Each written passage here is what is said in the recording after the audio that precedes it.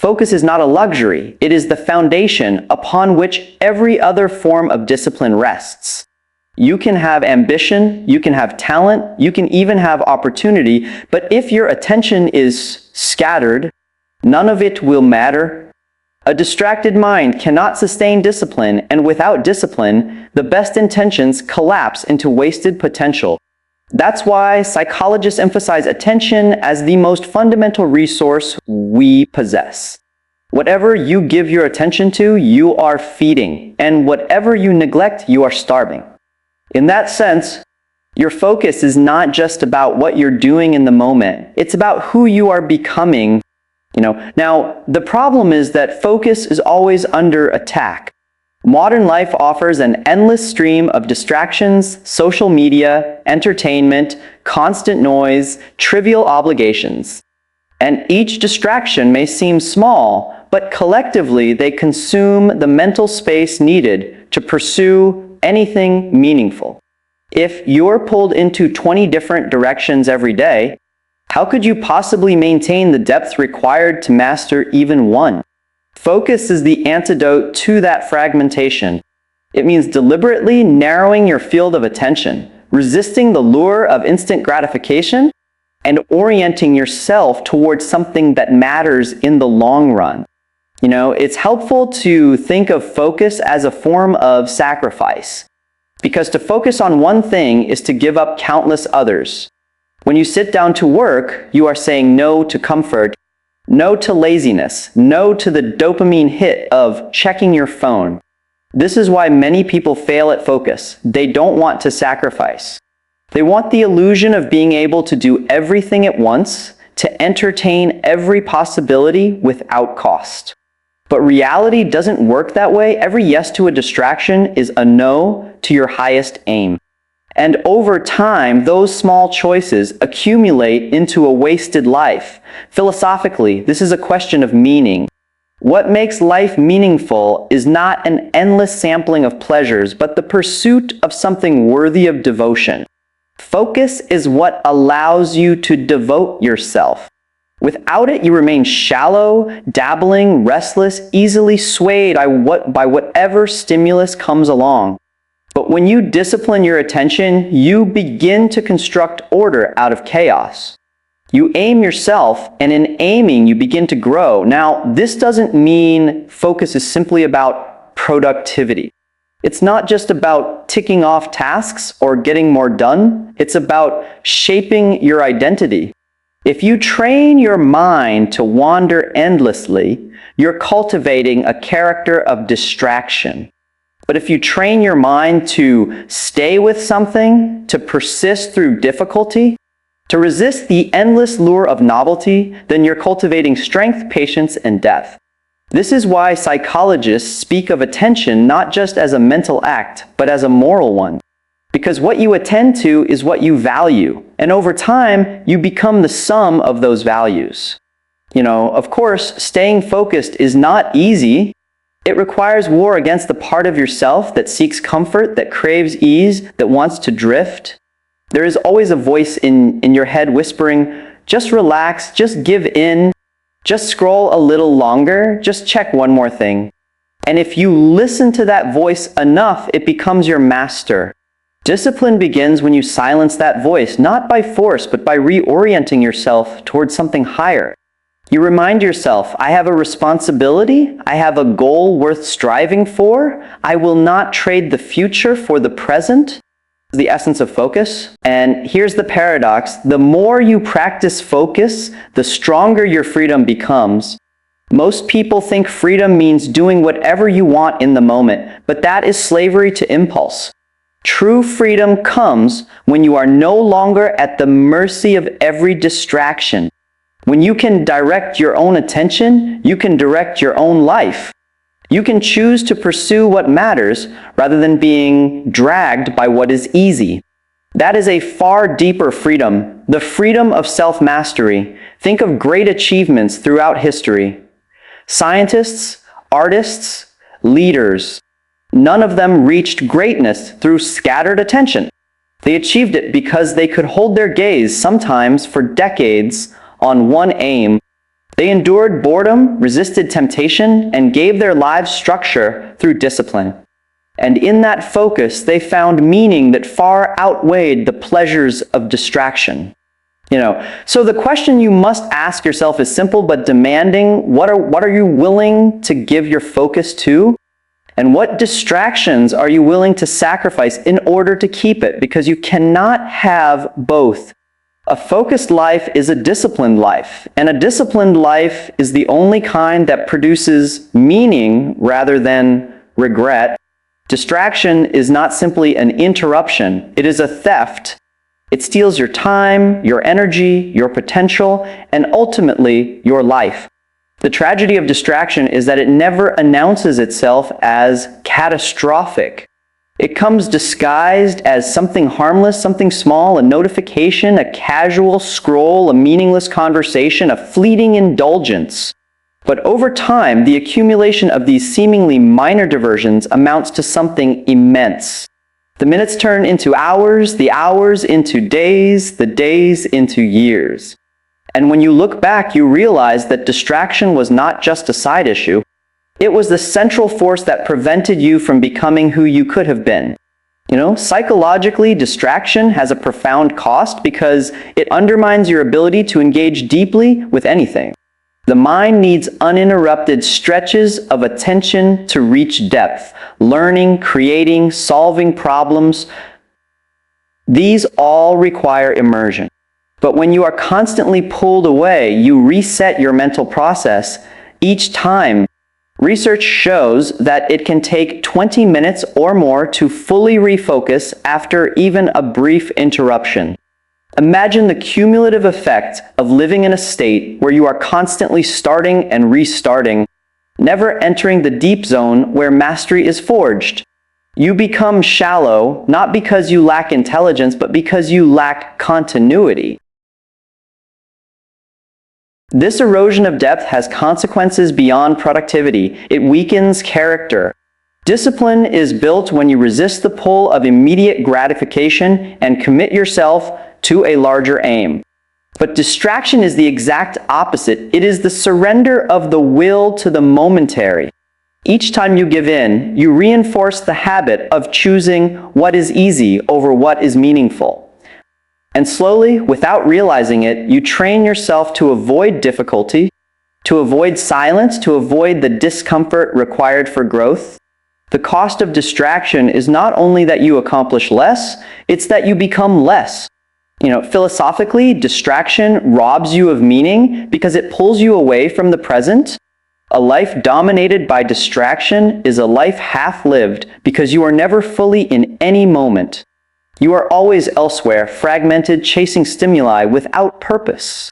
Instead of directing your attention towards something you have chosen, you allow yourself to be carried by forces outside your control. That is not freedom, that is servitude. And here lies the cruel irony. What often feels like the pursuit of pleasure through distraction ends up generating emptiness.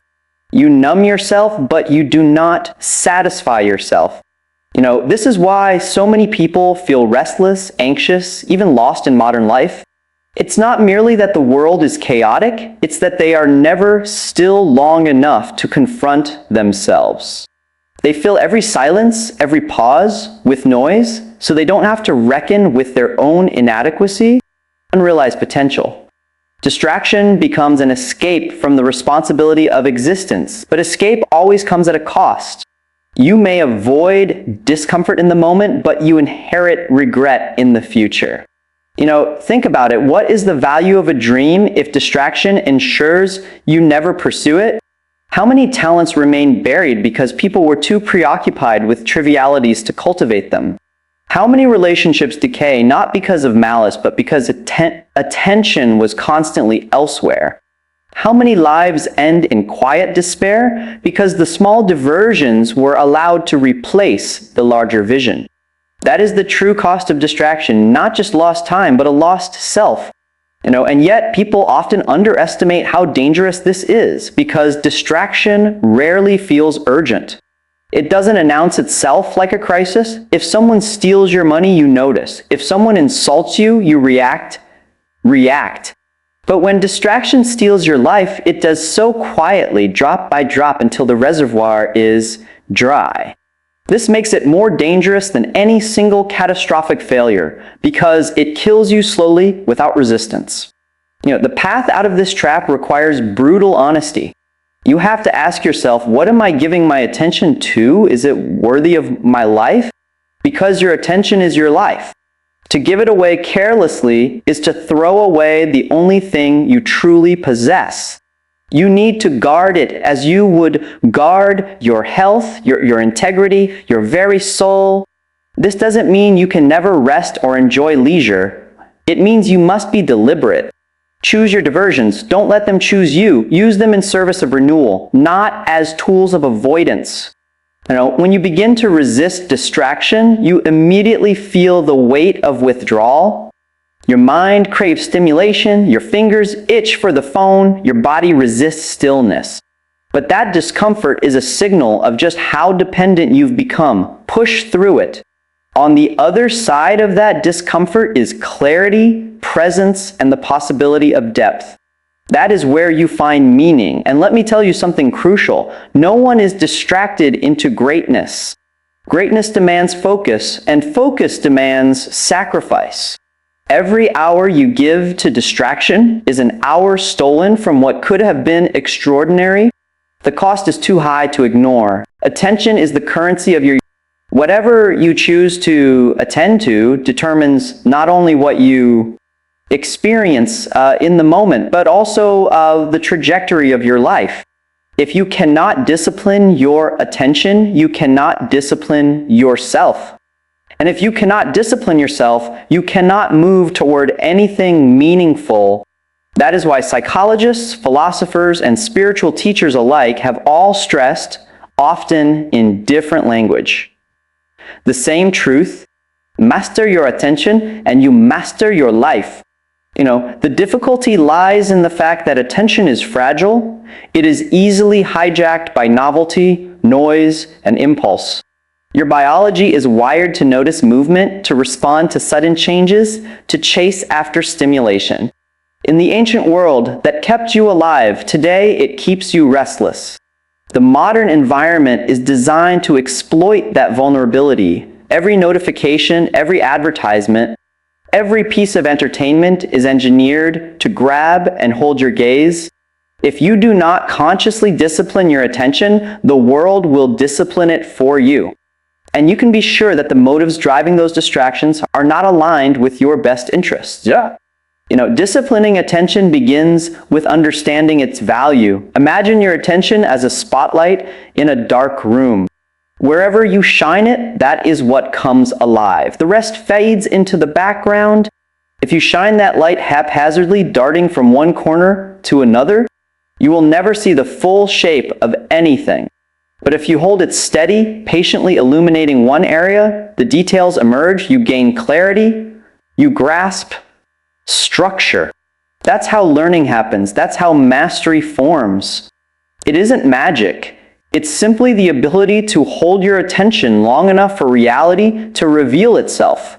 But discipline isn't just about duration, it's about direction. To focus intensely on the wrong thing is not discipline, it's obsession. The key is to align your attention with your highest aims.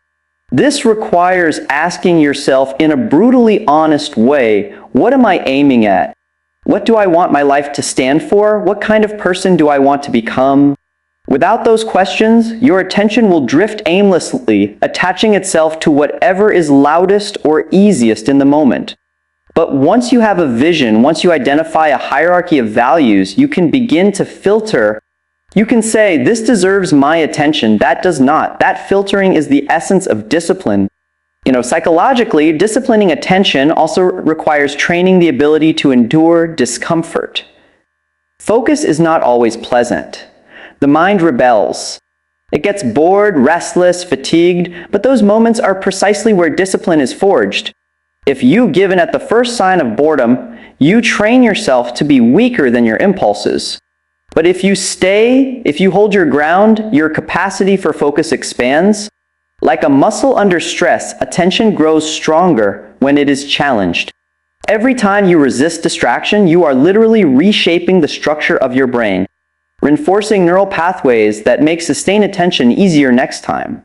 And here's something: deeper, disciplined attention transforms not only your productivity, but your perception of reality itself. When you attend to something deeply, it becomes richer, more meaningful.